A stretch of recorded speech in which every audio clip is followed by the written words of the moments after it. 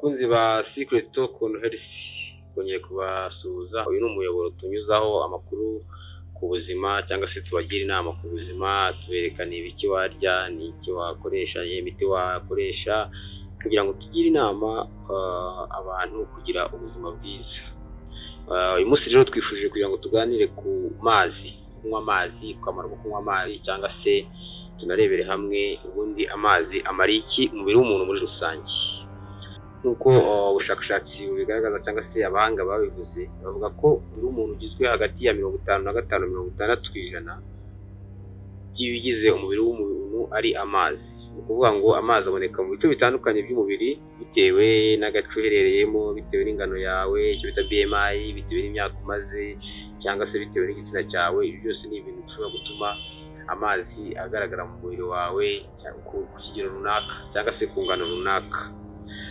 Nk'uko rero ubushakashatsi bukomeza bubigaragaza cyangwa se abahanga bavuga yuko umwana muto ukiri mu nda ariko ugiye kuvuka cyangwa se akiri no mu nda, uruhinja cyangwa se ukiri mu nda, ruba rufite 75% by'amazi mu mubiri warwo. Hanyuma iyo akigera ku isi ahita agira 65%. Uko agenda amara iminsi bigatangira kugenda bimanuka bikazagera ahandi kuri 55 kugeza kuri 60% y'ibiro cyangwa se by'ibigize umubiri w'umuntu.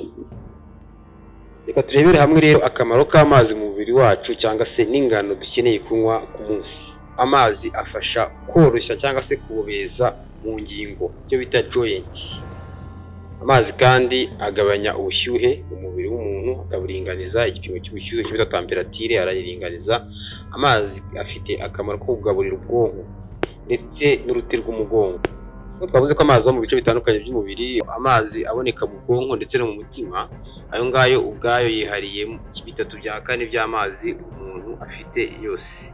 Hanyuma tukabona ko ibihaha byo ubwabyo byonyine bifite 83%. Ayo mazi ni kimwe n'aboneka mu rubuto rwa pome, rwanda rwo rufite 43% by'amazi. Igufa ry'umuntu tubona ko ryumye, rigaragara nk'iryumye, ubwaryo naryo rifite 31% by'amazi. Ubwo rero biragaragara ko cyase biratwumvisha ko twebwe nyine dukoze mu mazi. Biragaragara ko dufite amazi menshi, 55 kugeza kuri 66% ni amazi menshi. Nk'uko tubibonye ko mu bihaha hariho 83, umuretse igufa riba rigaragara nk'aho ari yumye cyangwa se ritakaba ririmo amazi, ubwaryo ryifitiye 31%. Twabonye ko 3/4 by'amazi yose umuntu afite ayo ngayo aboneka mu bwonko ndetse no mu mutima. Ushobora kwibaza ati rero niba dukozwe mu mazi cyangwa se umubiri wacu nyine uzengurutswe n'amazi, ni kubera iki dukeneye kugira ngo twongere tunywe andi mazi kandi tubonye ko ibice bitandukanye by'umubiri bigizwe n'amazi ku kigero cyo hejuru?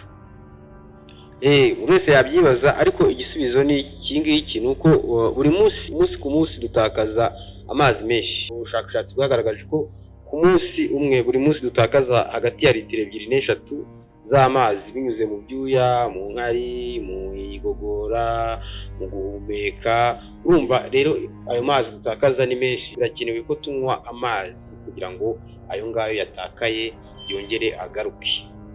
Amazi mu mubiri wacu agomba kuba aringaniye, ari ku gipimo cya nyacyo, ntaba ari hejuru cyangwa ngo abe ari hasi, kuko iyo amazi tuyabuze bishobora kudutera umwuma. Tubonye ko ari nkenerwa buri munsi. Rero agiye ku kigero cyo hasi byadutera umwuma, ariko agiye no hejuru byatera izindi ndwara, hari izindi ngaruka ku buzima byatera, turaza kubibona. Birakwiye ko umuntu agira igipimo cya nyacyo. Niyo mpamvu twatangiye tuvuga ngo ingana gute wanywa, uruhe rugero rw'amazi wanywa ku munsi cyangwa se akenewe mu mubiri w'umuntu umunsi ku munsi.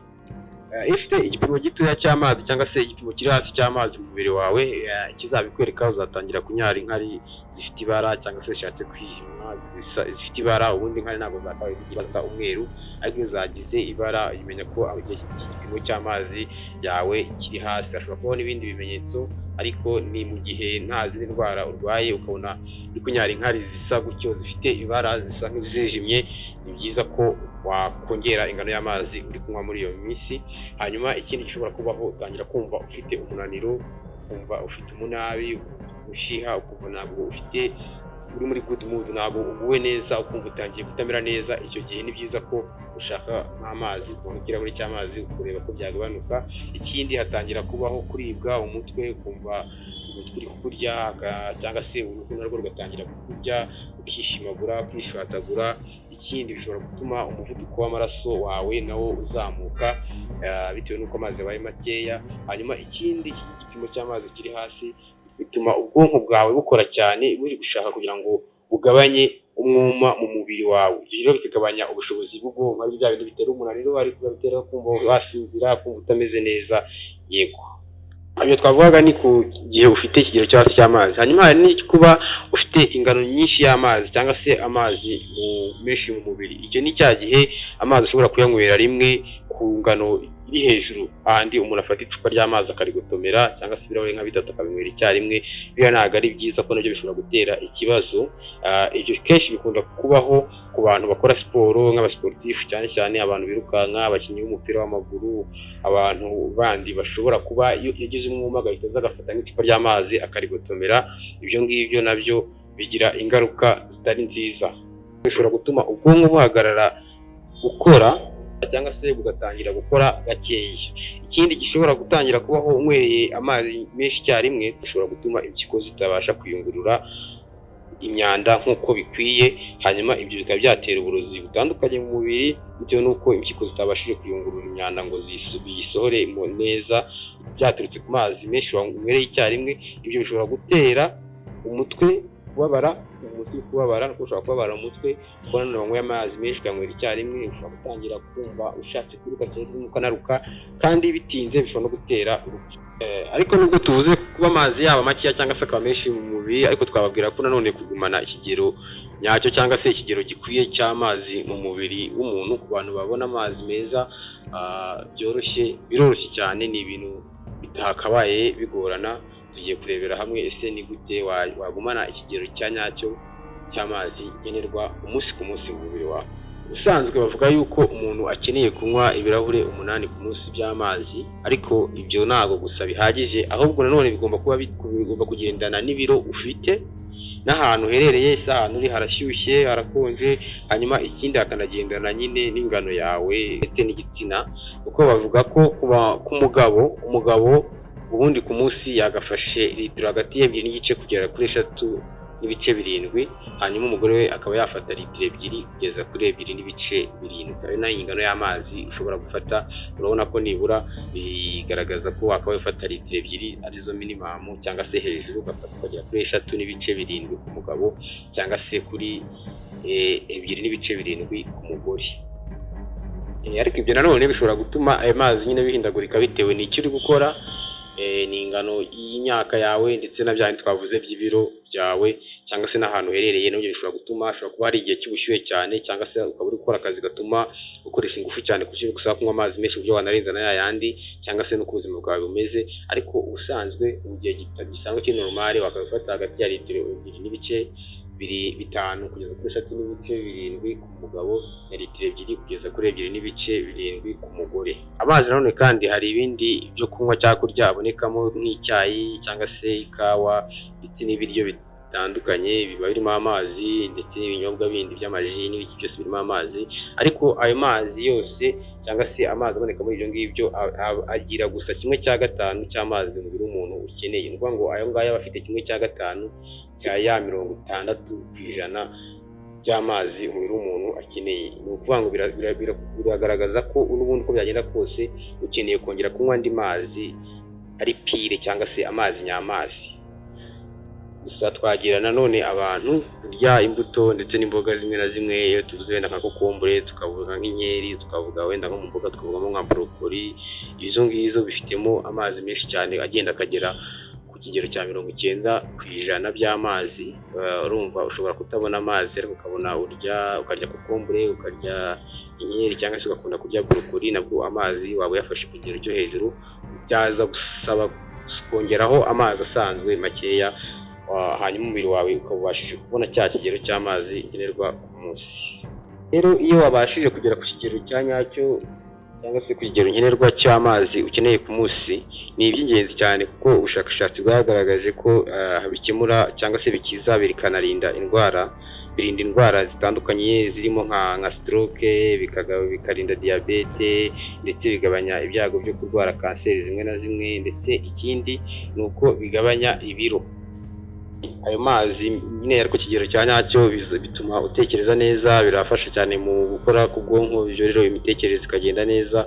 Cyese na cyane twavuze ko iyo amazi adashyitse mu mubiri wawe wumva uri muri mudu mbi, ariko aha ngaha nyine uzagira akanyamuneza, wumve imikorere y'umubiri wawe imeze neza ndetse wumve uguwe neza. Hanyuma hari akamaro gatandukanye k'amazi, harimo nk'imikorere yo ku rwego rwo hejuru rw'umubiri, ko ni ngo amazi azatuma ukora ku rwego rwo hejuru. Iyo ufite amazi ahagije, ibyo bizakongerera imbaraga, wumve ufite energy, wumve ufite imbaraga nta kibazo.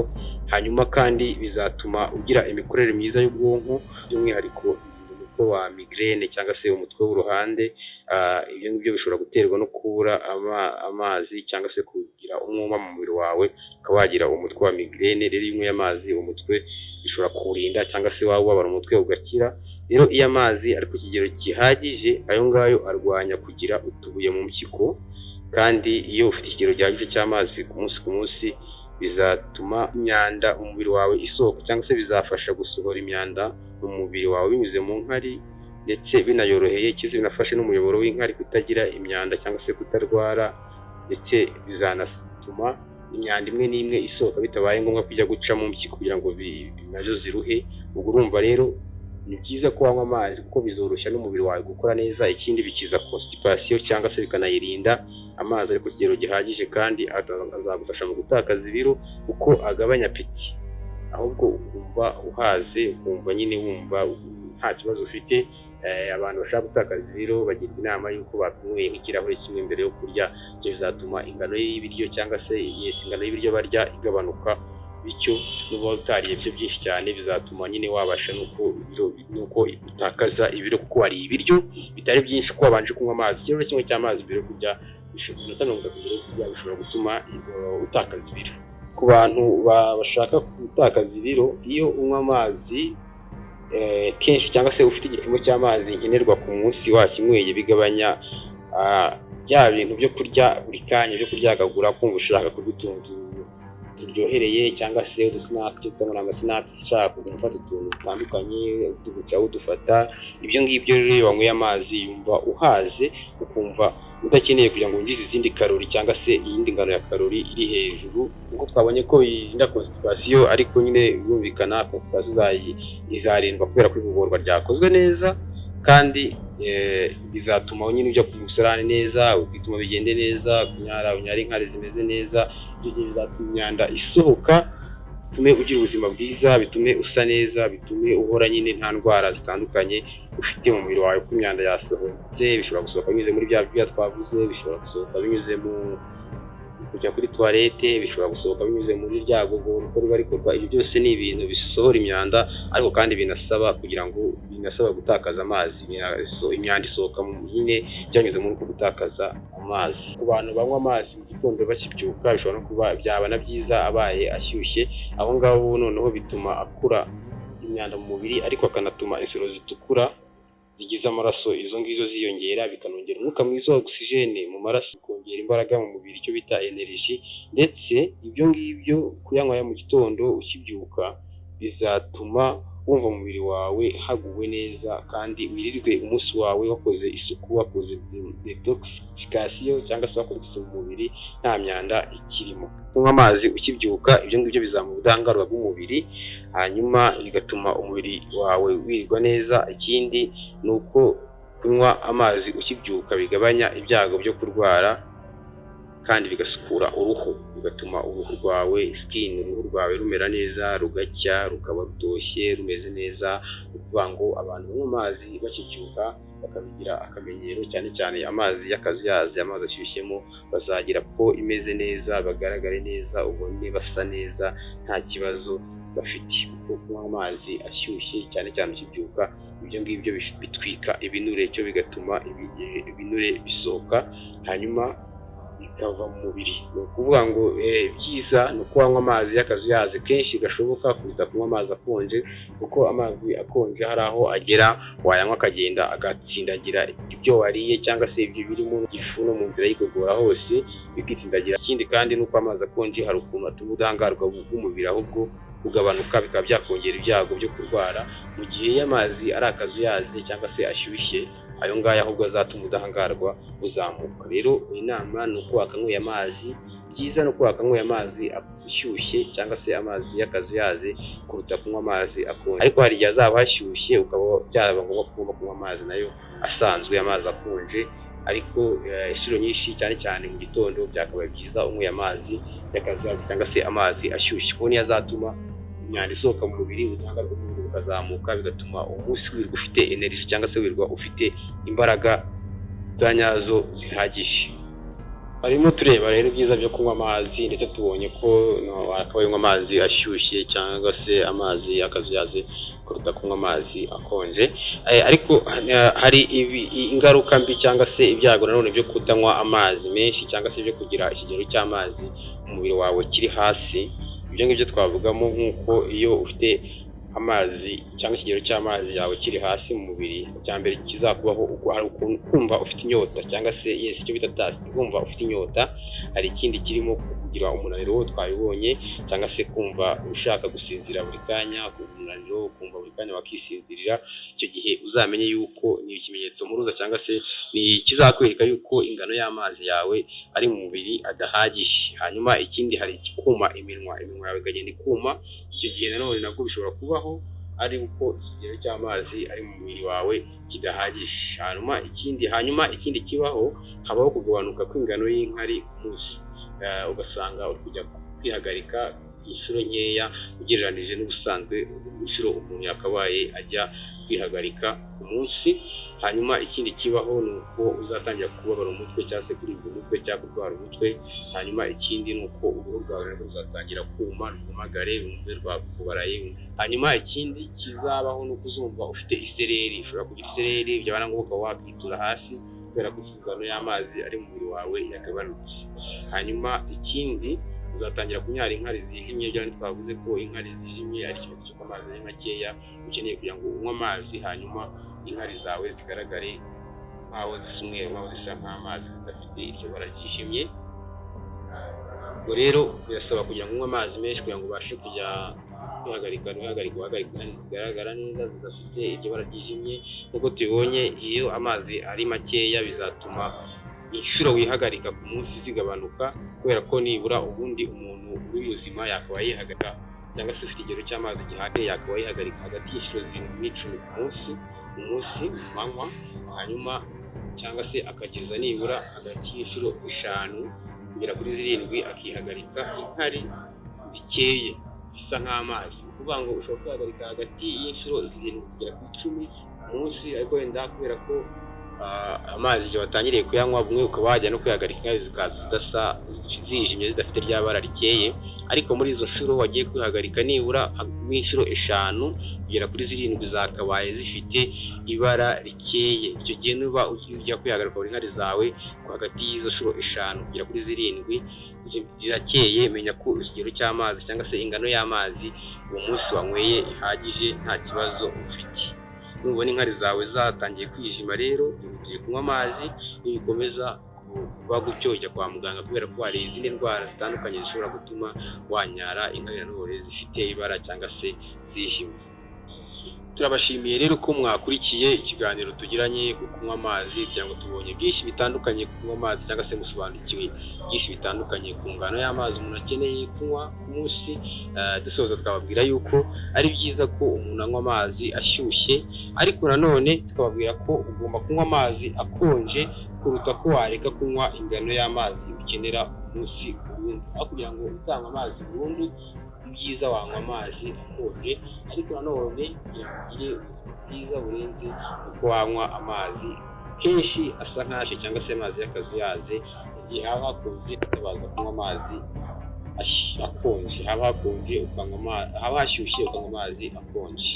Mukomeze mudukurikire, mukomeze mubihereze ibitekerezo, mukomeze mukurikire iyi channel Secret Talk on S, mukomeze mukore subscribe, mukomeze mukore like, subscribe ku batarayikora, abayikoze mukora like, mukora share, kugira ngo ibiganiro tubagezaho bikomeze bigere ku bantu batandukanye. Murakoze, murakarama.